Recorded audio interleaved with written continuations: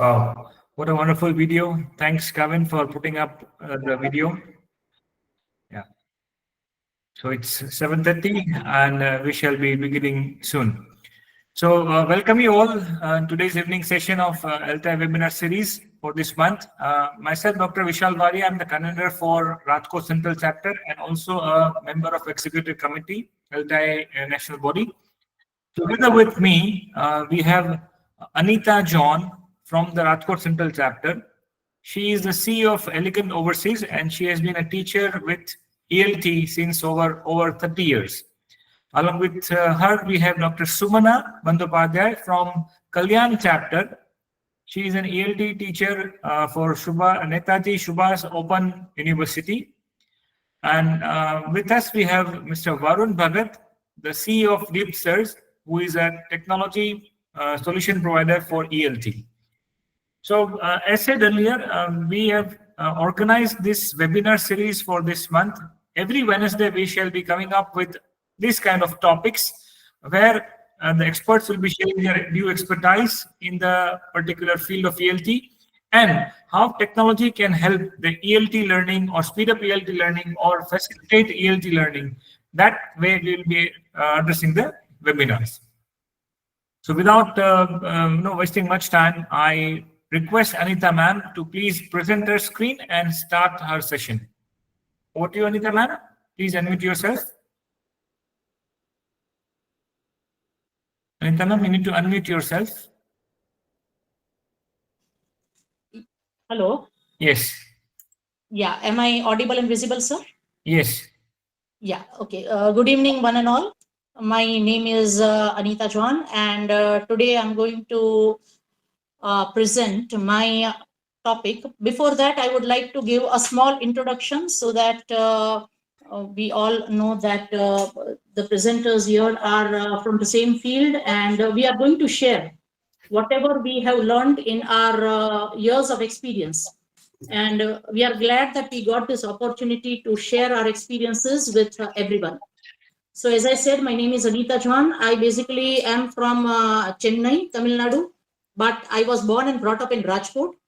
I'm a commerce graduate, convent educated, with 30 plus years of experience in the field of education. And I have worked with multinational companies in Mumbai, Baroda, and Ahmedabad, and also Rajkot. And currently, I am having my own academy by the name of Elegant Group, under which we have Elegant English Academy, Elegant Overseas, and Elegant Tracks and Camps. So today my topic is, without wasting much time, I'm going to directly come to my topic. And my topic is how to start spoken English for beginners. So I have been teaching spoken English at grassroots level for the past 30 plus years. And here I would like to share some inputs on what to do and what not to do when we are teaching spoken English to beginners. And by beginners, I would say students from the vernacular medium. Students who are either from Gujarati medium, Marathi medium, Hindi medium, and they want to learn spoken English. So, now as we all know, spoken English consists of two parts. One is vocabulary and the second one is grammar. So today I'm not going to touch more on grammar. We will have it in a different session, but today we are going to talk about vocabulary. See, grammar and vocabulary, I call them husband and wife. One without the other is incomplete. If you are good in vocabulary and you don't know grammar, your vocabulary is a waste. If you know sentence construction and if you don't have vocabulary, you will not be able to speak a sentence. So today we are going to talk about vocabulary.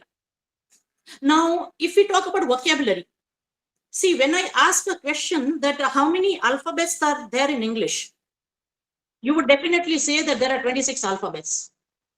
But the moment I tell somebody that I want to learn spoken English, they are going to give me two advice.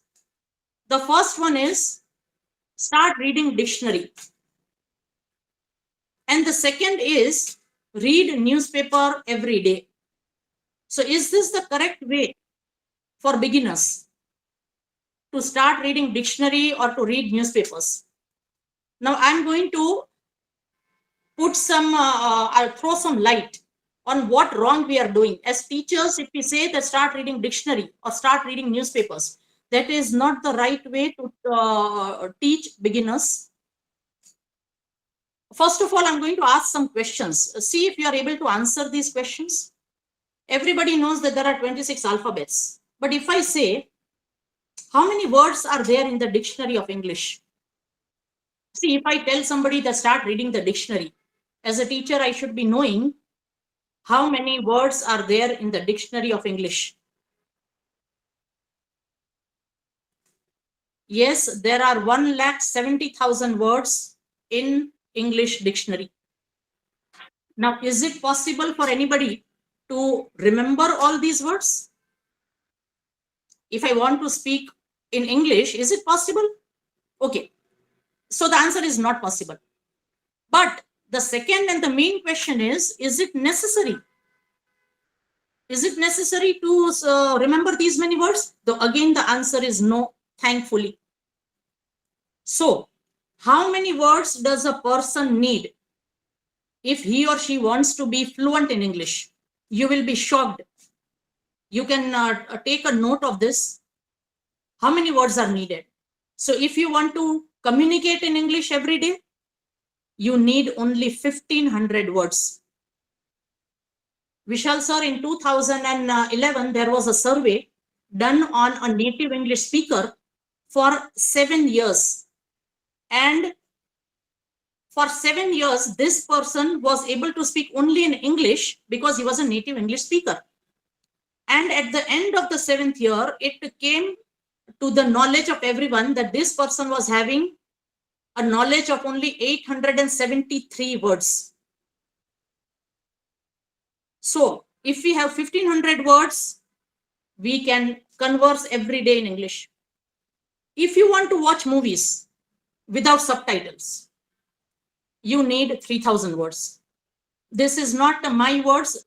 These are the words of survey. If you want to participate in GDPI debates, you need only 5000 words. And if you want to become a native speaker, the maximum that you need is 9000 words. And this is the reason why I always suggest to new beginners, you don't need to read the dictionary. You should not read the dictionary, nor should you read newspapers. I will give you justification and then I will tell you what to do. So next time somebody says read newspapers, you say no. Somebody says read dictionary, you should say no. Here is the reason why. This is the first page of the dictionary. Now, if you just open the dictionary, you will get all the words in alphabetical order. Now, if you just look at the 5th word, it says abaft or abaft. And the meaning itself is given in English, toward or at the stern. Now, how can you expect a beginner to know what is stern? So again, to know the meaning of the word stern, he will have to go to another alphabet, S, and look for the word there. Okay. Second reason why a beginner should not go into the dictionary. There are 20 to 25 words in one page. On one day, you'll be able to remember all the words. Second day, you'll be able to remember those 40 words. But on the third day, you will start forgetting the first 20 words because you have not used them in the sentences. So just reading the dictionary is not sufficient. Okay, now why not the newspaper? Just look at the newspaper and the fonts of the newspaper. See, from the psychological point of view, if the fonts are small, they are very scary. This is what science says. That's why the storybooks of children are always with bigger fonts. Secondly, if I'm not interested in politics and you ask me to read newspapers, I will read the newspaper for 2-3 days. But from the 4th day, I'll start getting bored and I will not only abandon the newspaper, but I will also give up on learning English. So as a beginner, please don't read newspapers, please don't read dictionaries. Then what to do to improve my vocabulary? I'm going to give you a very practical and very easy way what you should do. As a beginner, if you want to enhance your vocabulary, today I'm not going to talk about grammar. If you want to enhance your vocabulary, you should start reading pictorial storybooks. You see the difference between the fonts of newspapers and storybooks. And the storybooks should have pictures. It will make reading interesting and it will also enhance your vocabulary. Why? See, on this one page, I am getting 7 new words. And this is not even a whole story. I'm just talking about the first page. You read storybooks aloud and start making your own word bank. I tell my students that we will make our own dictionary. So start making your own word bank. Okay, for example, the first word is seized. Now, if you don't know the pronunciation of the word seized, if you don't know the meaning of the word seized, you don't have to use the dictionary. Simply go to the Google Translator and get the meaning in your mother tongue. Google Translator will give you the pronunciation as well as the translation in your mother tongue. And you'll be able to remember the word. Why? Because you have already read it in a sentence. When you read the words in a sentence, it is easier to remember. So you read aloud, read storybooks loudly, make your own word bank. This is the first level. Apart from that, for the second level, read aloud articles of your choice. See, newspapers are not going to give you articles of your choice. You are not interested in who was kidnapped and who was raped and what was. I am not interested in that. I am interested in cooking. So what I will do is, we all are kids of the technology. We get articles of topics that we like. Now I am interested in cooking. I will read an article based on cooking. This will help me in two ways. It will enhance my knowledge in cooking, and it will also give me new vocabulary.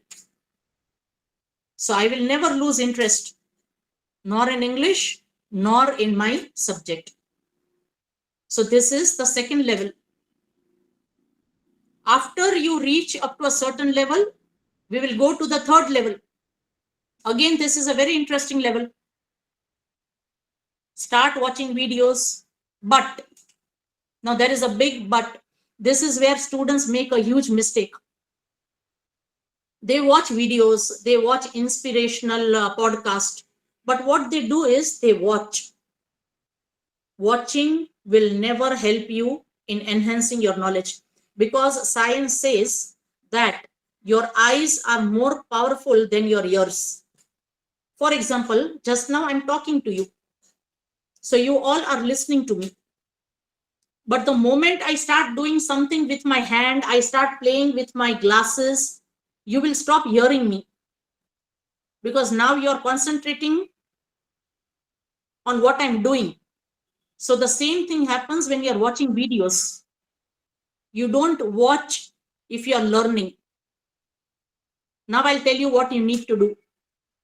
You watch videos, but whenever you come across a new word, you have to watch videos with subtitles, for sure. So whenever you're watching videos with subtitles, you have to read, you pause. You come across a new word, you write that word down. Because you're watching the video, they are also going to pronounce, you write the pronunciation. And after watching the complete video, you go to translator and write the meanings of all the words. It will make your learning more interesting. So from today, not watching the video, but learning from the video. A half-an-hour video will take almost 1.5 hours to complete, because you have to pause, you have to write down the word, and then again start watching. So this is how we train the students who are beginners. So these are the 3 steps we will do. In the first level, pictorial storybooks. You make your own word bank. Go to Google Translator. Hear the pronunciation, write it in your vernacular language. Second level, you start reading articles of your choice. Third level, you will start watching videos with subtitles, but watching is forbidden. You have to make notes and improve your vocabulary. So if you have any queries, you can start asking. We still have 2 minutes. I hope Vishal sir. Yeah, no, thank you, Anita ma'am. It was a very insightful session to share your expertise of how to train vernacular students for spoken English.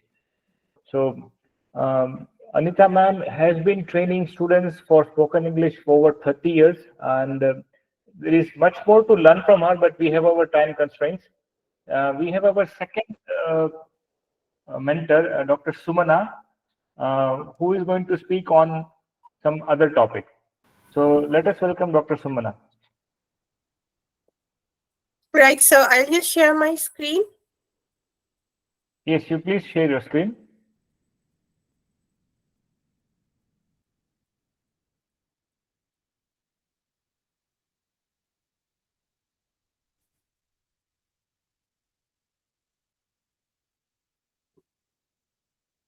So is okay. It's not visible. So is my screen visible? Not yet, ma'am.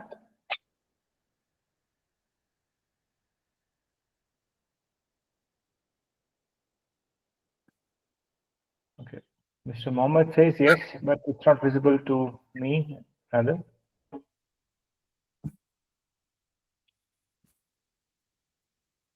Okay. Oh, my camera has started now. Okay, let me close down the cameras. Let me. Yeah, it is now visible. Yes. Is it visible? Okay. Yeah, you can please start the slideshow so that it will be a bigger picture for everyone. Yes, sir. Right.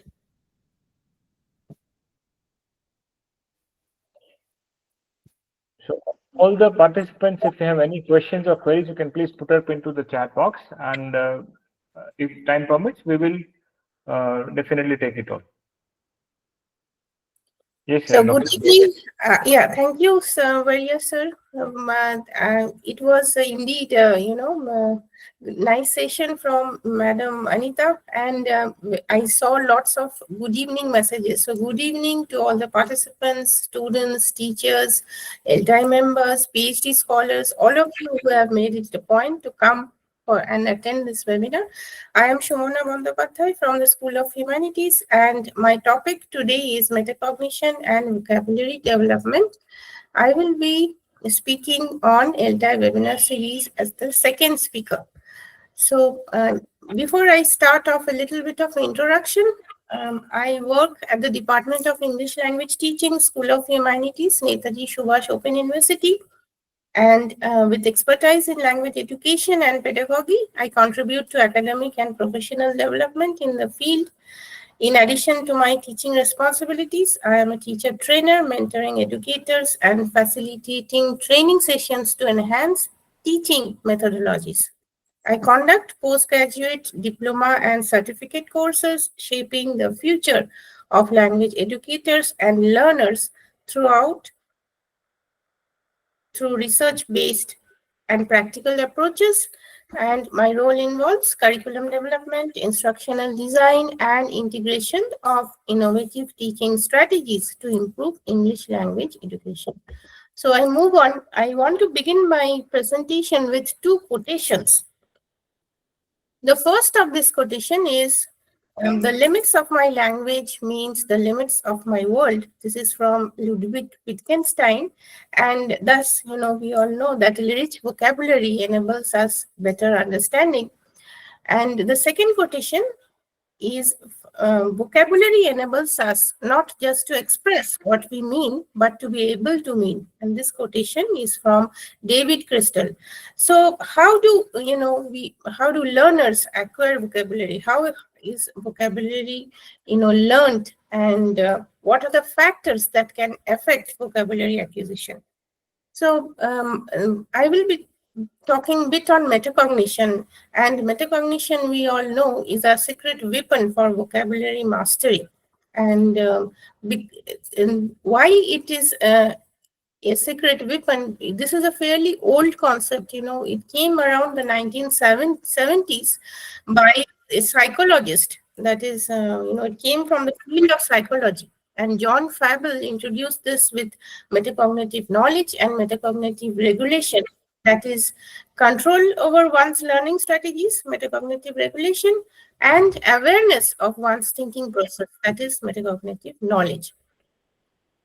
And during the early phases, it was mainly, research on children's cognitive development and how they can monitor and control their learning. So it was all in the 1970s. A decade later, in the 1980s, metacognition was in education, in the field of education, and we saw that there were a number of metacognitive strategies such as summarizing, questioning, clarifying, predicting, all of them moved into the teaching process, the teaching model. And here we came across self-regulated learning, and this was in the 1980s. But after the 1980s, in the 1990s, the decade of cognitive science and constructivism, here metacognitive cognition's role was in self-directed learning, and there was and relationship. It was thought that there is a relationship between metacognition and motivation, and that was being explored. So in the 1990s, we started with the goal setting, self-efficacy, all these terms, putting them into the teaching learning process. After a decade, in the 2000, expansion into technology and artificial intelligence was in the horizon, and metacognitive modeling to personalize learning was in the scenario, and there were adaptive learning systems. And it was also during this decade we started to assess metacognitive abilities in students. So that was all within 2000. After 2000, in 2010, the decade of neuroscience and socio-emotional learning. So during this decade, metacognition moved into self-regulation and emotional intelligence. The self-regulation of 1980s was back, after self-direction of 1990s. In 2010, here metacognition was clubbed with emotional intelligence. Take a moment, Dr. Samana. Are you actually forwarding the slides? Because there's only one slide that is being shown here. So I'm talking on this, because I have to come to 2020s. I just finished with this. Please continue. Sorry, please continue. So metacognition really matters today, because, in the 2020s also, that is in this decade, we have metacognitive scaffolding for online learning, and we have metacognitive skill development, that is, the MOOCs, the massive open online courses, the e-learning platforms all have emerged, and we have recognized that metacognition is essential for workplace training. So metacognition, we can use metacognition. Why does it matter? It matters because if we develop self-awareness and strategic thinking, then, we can improve our vocabulary. Self-awareness, that is understanding our strengths and weaknesses, and strategic thinking, that is planning and adapting to our learning strategies. So when I ask my students, their feelings on acquiring vocabulary, they say that much of the vocabulary was not taught in classroom. And the teachers only said which vocabularies are to be learned. They specified the vocabularies, but how they were to be learned and when they were to be learned, it was left to the learners. So how do we learn vocabulary? As Anita ma'am rightly said, we learn vocabulary from reading passages from our course books, and of course from the texts or authentic materials which our teachers design for us.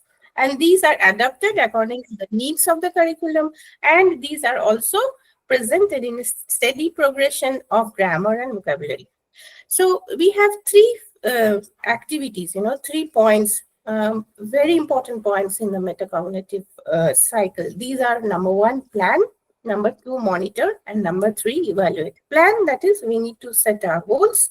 Monitor, that is, what do we monitor? We track our progress, and we evaluate and reflect on our outcomes. So metacognition enables us to discover for ourselves how different activities enlarge our repertoire of skills, and it helps us to become autonomous learners. Since we are evaluating ourselves, we are autonomous learners. Since we are learning on our own, we are autonomous learners.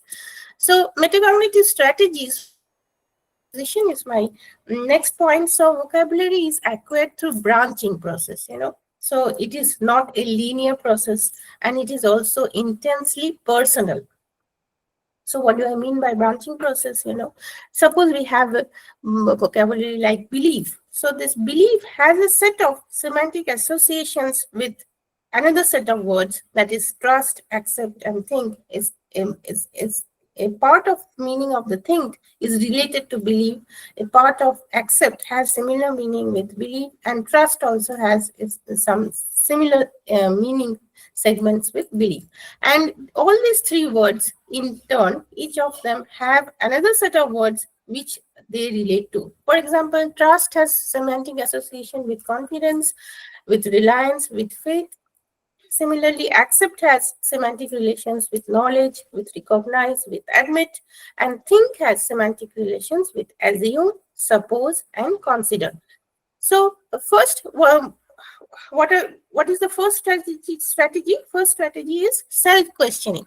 So what do we question? We ask ourselves questions about new words. Is this new word semantically associated with another word which I know? Is it semantic? Is it phonologically associated with some other word? Is it thematically associated with some other word? So this is asking questions. And then we go with concept mapping, that is creating visual maps to link vocabulary, that the one which I have done on the right hand side. And then we go for spaced repetition, that is reviewing words at increased intervals. Suppose we are learning a new word today. We go for reviewing it, tomorrow, and after a few days, after a week, then again after a few weeks, so that the word remains meaningful and memorable to us. Moving on, I come with the activity or mindful word selection usage. So we have to go with select, understand, and practice. We have to select words mindfully, or make sure that we have selected some relevant words.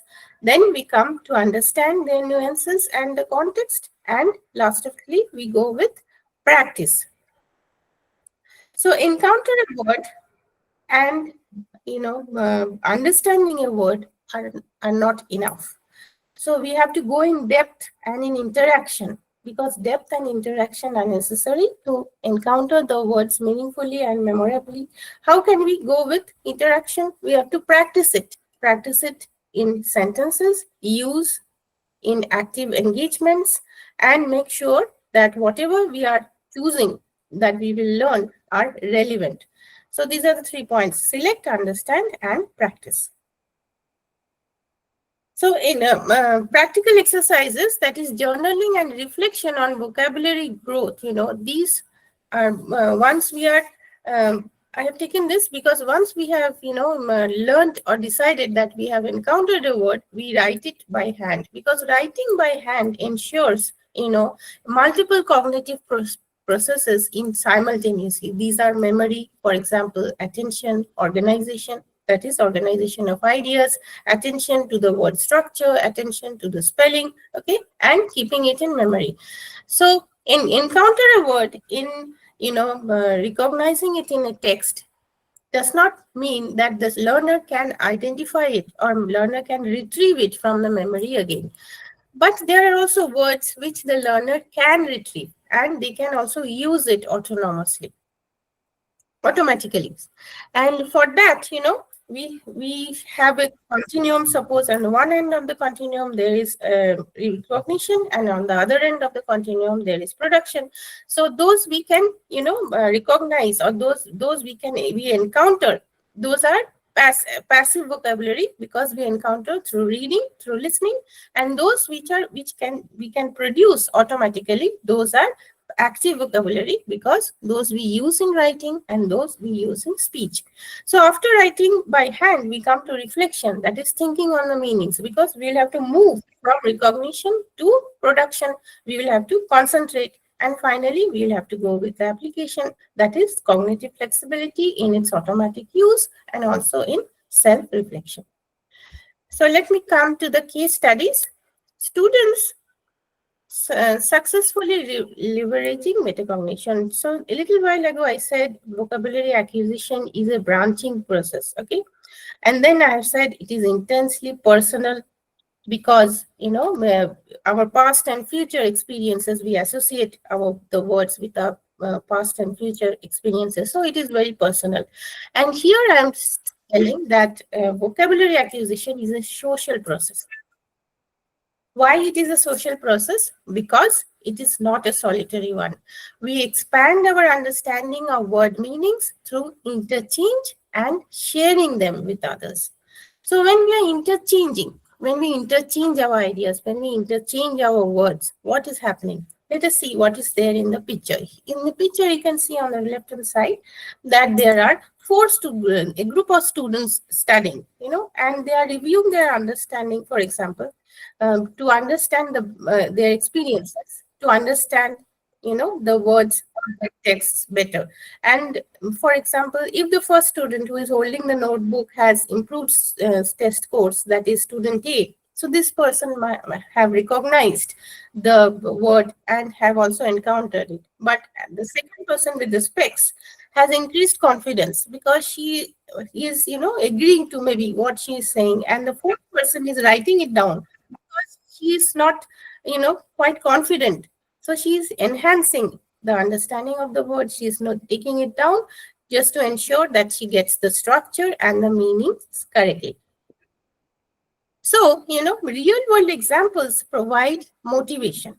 So if you take, if you discuss with interchanging, if you go with sharing, so these are real world, use of the word in real world contexts, and they show the power of reflection. Finally, I come to the key takeaways, and after this, I would like to little bit talk on the activities. So the key takeaways and the next steps to integrate metacognition in your vocabulary learning are plan, monitor, and evaluate. So metacognition enhances vocabulary learning, and we have to plan, monitor, and evaluate our progress. How we will do that? By using practical exercises. So I will say acquisition of vocabulary is an experiential hands-on process. Why it is an experiential hands-on process? Because we as teachers, or we as students, can use a number of activities. To enhance our learning experience. So if we have, analytical learners and global learners, we can use, activities such as, storyboard, because storyboard, helps us to relate words to the context. We can use crosswords, that is, or in word games, we can use crosswords, helps us to adapt with the new context, adapt to the or identify words from the context and make it more creative.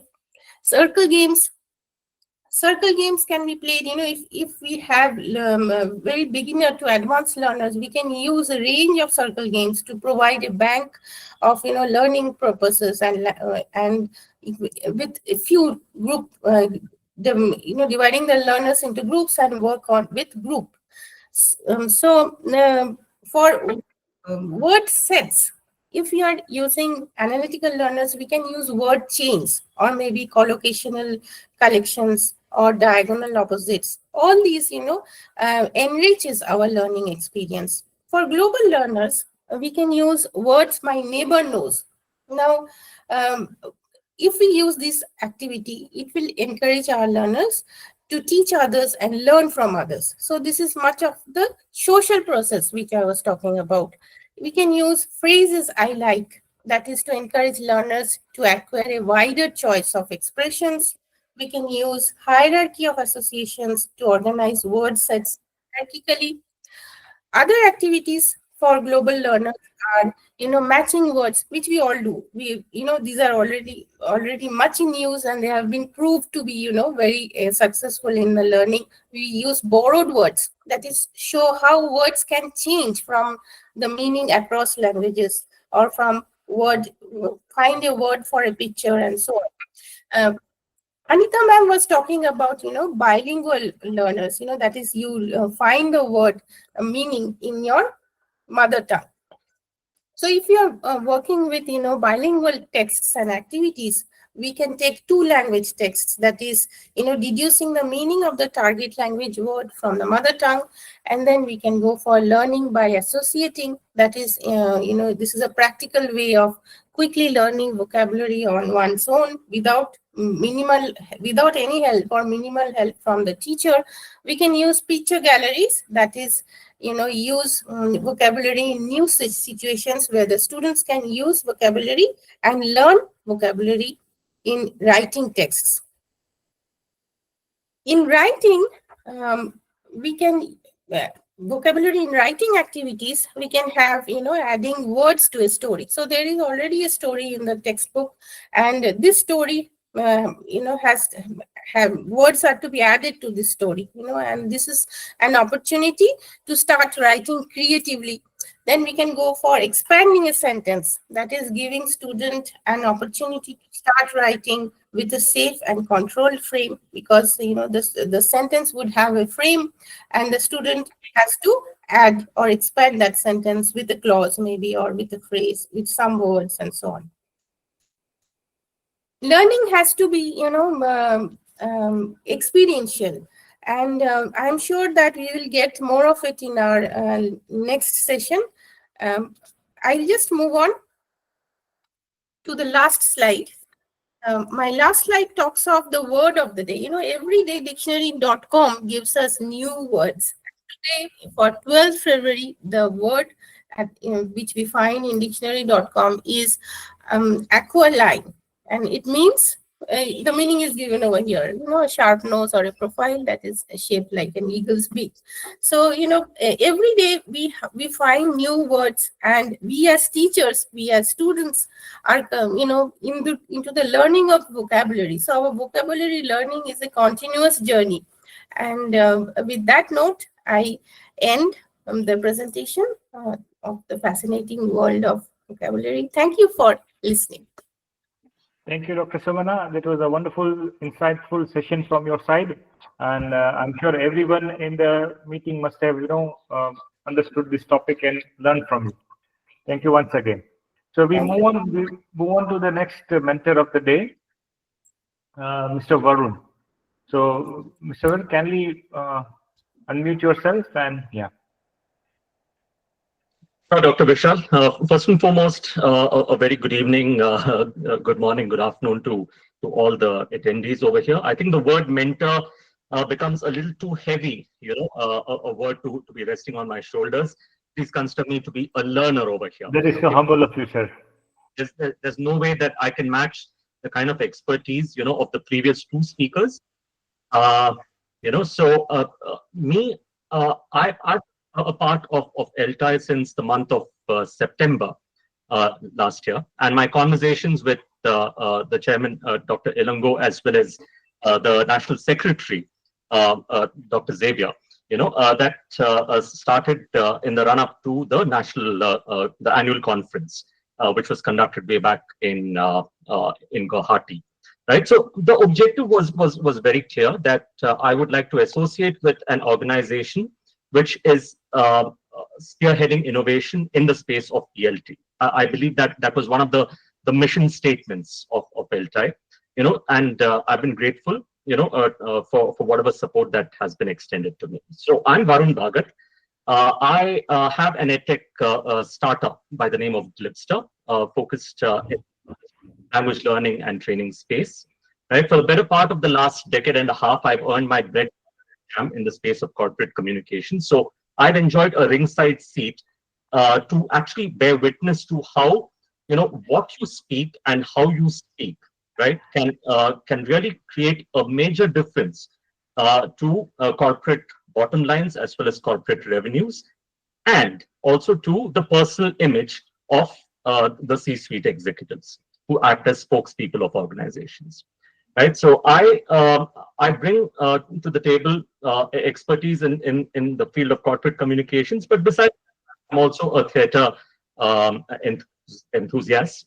Right, so I've worked with organizations such as Deloitte, IMS, as well as Grey Matters Capital. And the most fascinating phase of my life was that 1 year as a verbal ability faculty at IMS, coaching students, to crack some of the prominent entrance exams. So before I roll the slides, let's get into an activity. I would love to know what, according to you, if you can recall, was the word of the year 2024. You're free to do a Google search, right? You might have come across this, representing various organizations. Okay, like Collins Dictionary would have come out with the word. Cambridge must have come out with the word. Oxford University Press would have come out with the word, right? So feel free to fill in respective chats and let me know what it is. Yes, I do see Riz. I do see brain rot. Yes, yes. Any others? I believe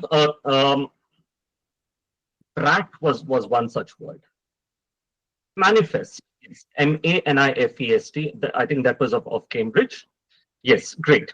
So moving on with the presentation.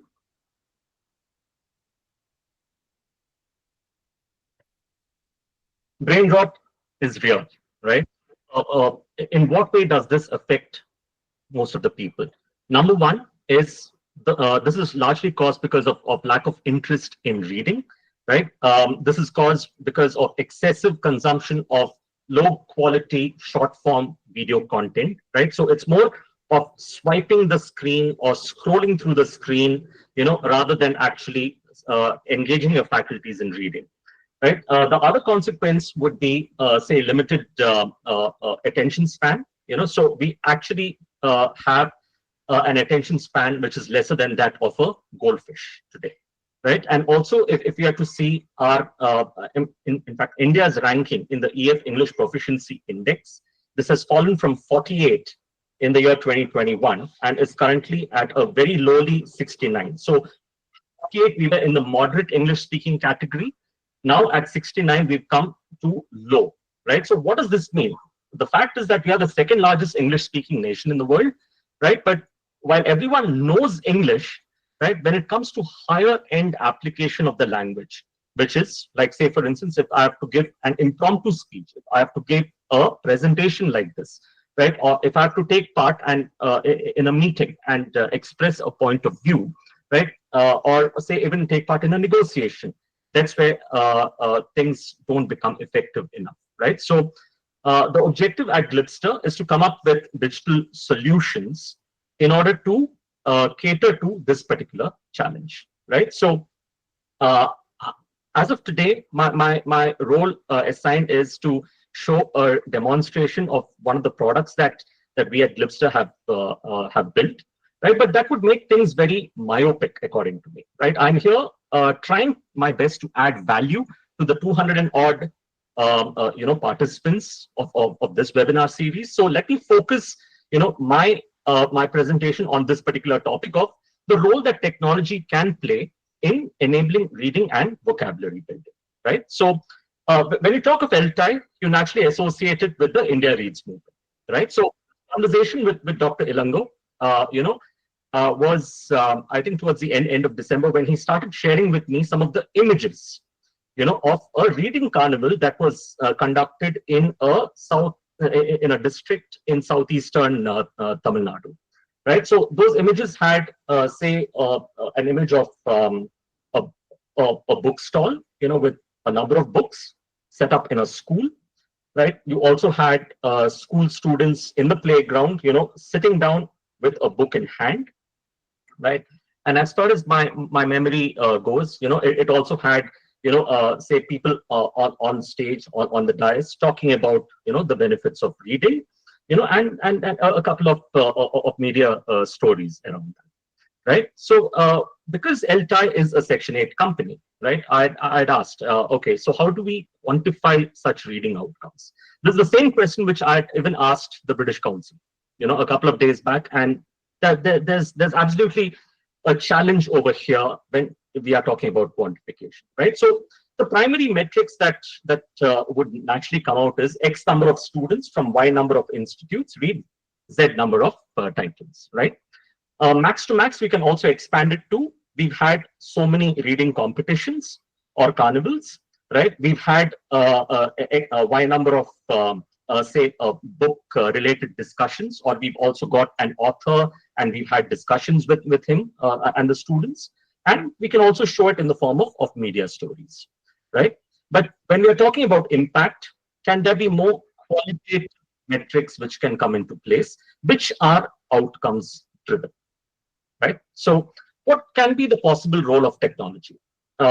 Please be rest assured, this presentation is not to try and influence ELTAI to move away from its current focus of say, encouraging reading from physical book based fiction and non-fiction, but the focus is on technology. How can technology play a more constructive role, right, in order to improve reading as a habit, right? So we see on the screen 4 different variants of reading, right? Physical books, we all know. The e-avatars in the form of e-newspapers, e-magazines, e-books, the Kindle versions, that's there, right? We also see audiobooks. Now the most debatable question is, are audiobooks as effective as physical books? Listening to videos, to audiobooks or podcasts as effective as reading, right? And last but not the least, we have video adaptations, right? And this is where I think Anita ma'am's focus, of reading with subtitles, right? That comes into play, right? So the role of technology over here, in the present version of India Reads, which is housed in a learning management system, right? That application of technology is already being used. But what we at Glipster are trying to do is reach out to different, say, publication houses, and encourage them to have QR codes, at the end of every chapter, wherein if they are scanned, then the reader can get access to additional content in order to improve their, be it a curated set of words and phrases from that particular chapter, or some other meaningful engagements, right?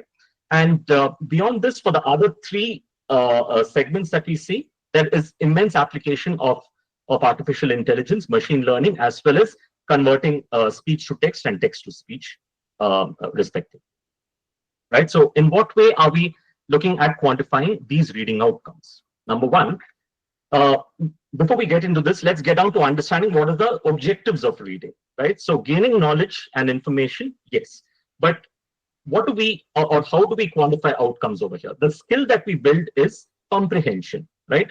Have we been able to comprehend what we have read, right? Now, how do we achieve that? Through, say, MCQs based on the content which is read, right? Language learning and honing. Okay, so this is where, the focus of vocabulary building, improving your word power, as well as learning lexical items, such as idioms, phrasal verbs, collocations, all that comes into play. So contextual usage, along with, say, quantifying the words and phrases acquired, practiced, and mastered come into play. And last but not the least, what is the final objective is for us to express ourselves, okay, in the form of opinions, in the form of views, right? So critical thinking needs to be tested along with creativity, empathy, and these can be assessed through speech and writing based assessment. So ELTAI and Glipster together, for offline reading, say, competitions, we have tried to come up with a framework to quantify reading outcomes. That's something which we can certainly cover, in next week's, presentation. But this is just a broad overview of how we can look at quantifying some of the reading outcomes. In fact, even the British Council has openly admitted that a lot of research on AI application has gone on to focus on the output-related aspects, which is speaking and writing.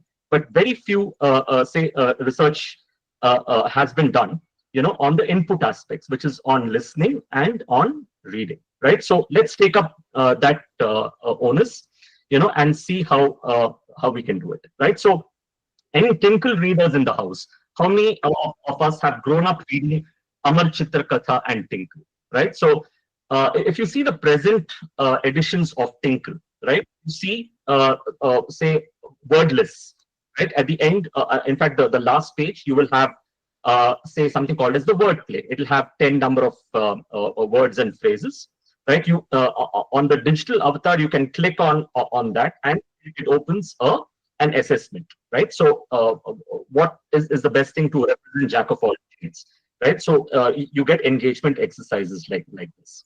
Okay, so like this, is there any other far more dynamic way of learning vocabulary? That's what we at Glipster are continuing to build. So we currently have a prototype called the English Vocabulary Builder called Glipster Immersive, right? It works as a digital magnet and a verbal gym for building your word power, right? And the uniqueness of this is that as and when you stream a movie or a web series on Netflix, with English subtitles, or if you watch a YouTube video with English closed captions, or if you're reading an online news article from select media portals, such as say a Times of India or an MSN.com, it will automatically curate in real time relevant words and phrases from that article or from that video, right? And present it to you for contextual practice, right? When I say contextual practice, it is in what situation can that word or phrase be used? With what emotion can that word or phrase be used, right? What could be the possible combinations for that particular word, right? And then there are interesting AI-powered assessments, which we can try and engage time permitting, right? So this is what our solution is all about, right? As I highlighted earlier, real-time curation. So there's no real need for you to sit down and jot, a new word, open a dictionary app or a physical dictionary to know what the meaning is. All this takes place automatically as and when you are reading an article or when you are streaming a video, right? Then there is AI-powered contextual practice and assessment, which is the most interesting part of the solution. And ultimately, it helps you quantify your word power, which is one of the objectives of quantifying reading outcomes, right? So this is what we have built. We'll definitely be happy to show the demo, but before that, right, because most of the audience today who have gathered here are, say, ELT practitioners, research scholars, and students, right? I would personally like to enthuse you all in coming up with paper presentations, which perhaps, if ELTAI permits, can be presented during an international seminar happening sometime in March, right? So there are two key areas, which are reading focused, which is trying to quantify reading outcomes. The second topic is on, say, the new form of reading in the form of subtitles and closed captions. You can study the pros and cons of it, right? Vocabulary focus, which is to study the effectiveness of immersive learning modes for English vocabulary building. And lastly, there is the analyzing of different methodologies, for contextual learning of English words and phrases, right? So this can be compared with the likes of flashcards, word lists, and other techniques, right? But we are also throwing in another challenge over here, that anyone who can help us, improve our product prototype, right? With their points of view, right?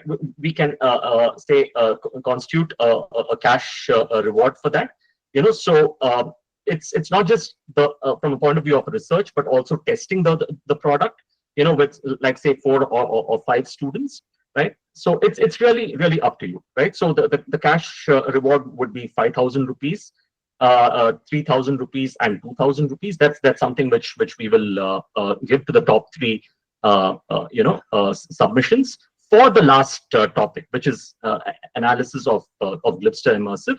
It's because that will really help us to improve our product offering, right? So those who are interested in presenting the research topics, please do a print screen of this screen, right? And that will be helpful, right? So while I think we still have 5 minutes, right? So let me just give you say a brief idea of how this product works.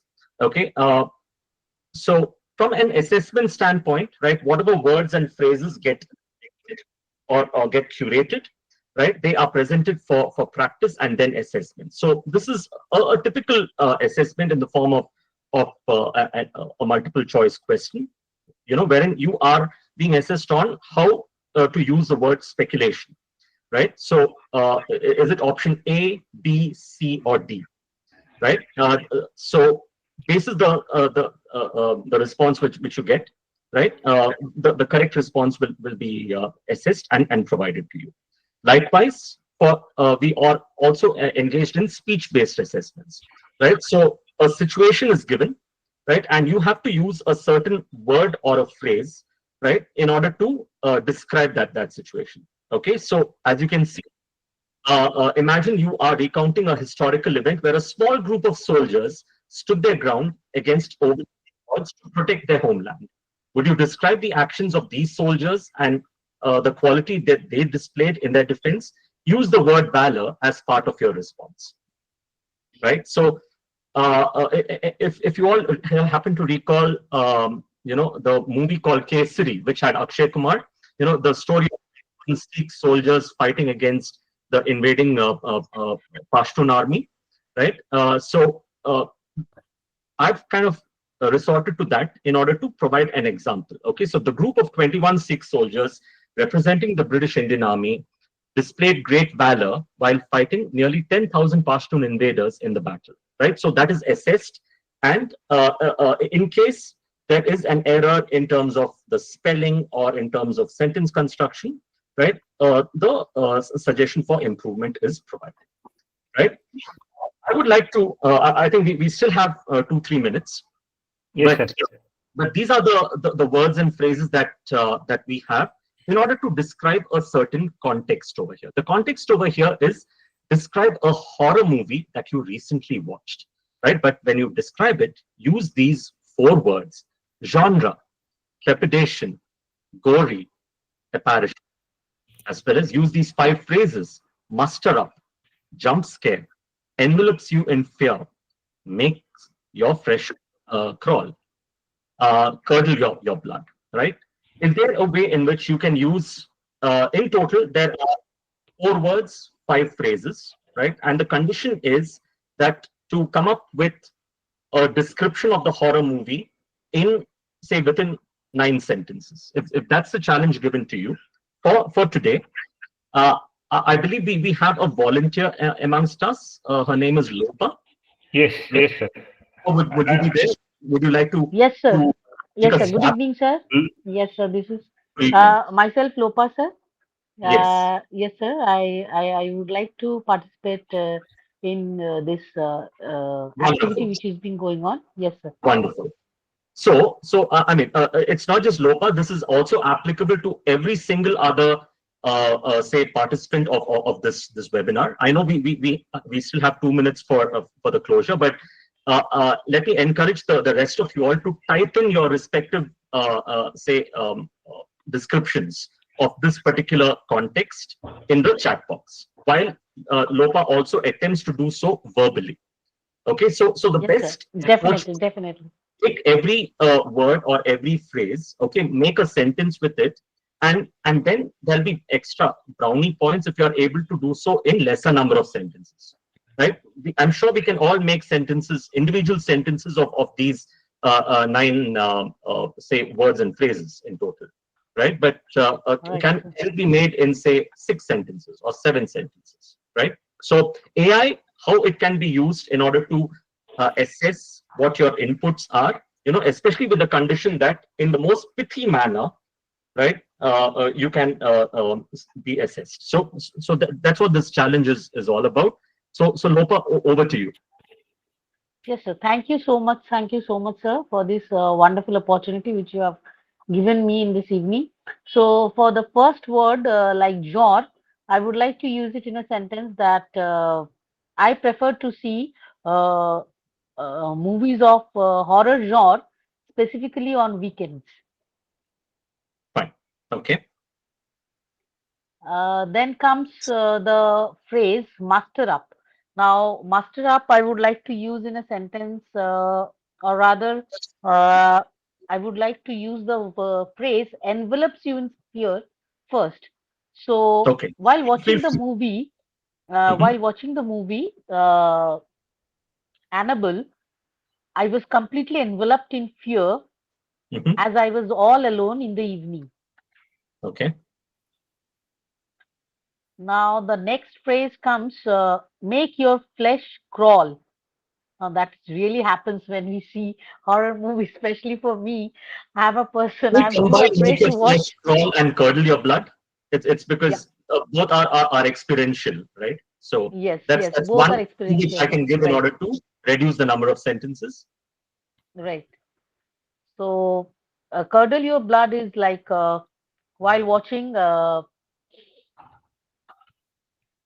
That uh, particular scene wherein the doll's head turns, right? So yes, Annabelle. yeah. Annabelle, yeah.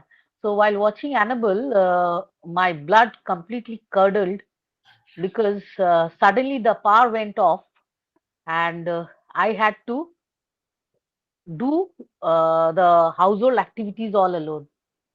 Okay. So these are these are actually completely, sir. I am trying to figure out my own what would Exactly. happen in real life situation if I am were to given a opportunity like this, that I'm watching up a horror movie and then suddenly the power goes off. So it has Right. happened with me, and that's why I'm being able to share it with you. Right. So Right. next So, comes jump Loki, scare. in the interest of time, see, the thing is that I'm sure that most of the participants have got an idea, of what such gamified challenges entail. Okay, so like say when a context is given along with words and phrases, and that too, say you are challenged with respect to time. Say, for instance, that there's been a ticking clock. Okay, within 2 minutes you have to come up with a response, right? And you have so many words and phrases to create sentences. My attempt, okay, of having these exercises, okay, is to see from ELT practitioners like you that whether such form of engagement, will lead to better learning outcomes, for students concerned, right? That was my whole and sole objective. I was supposed to give an actual demo, right from installing the product to how it works and stuff. Okay, but what I would suggest is that it'll be greater value for everyone concerned, that I'll be sharing an interactive demo link, and this I'm sure that ELTAI will also share it along with a feedback form, right? So you can use this interactive demo link, right, to see as to how this browser extension come web app actually works, right? It's still in a very messy, scrappy format, right? It'll not be having great user experience or great designs, right? Some of the workflows may not be great, right? But this is where inputs from learned practitioners like you, scholars like you, will really help me and my organization to improve the product in order to help students become far more confident, right? So that's it from me.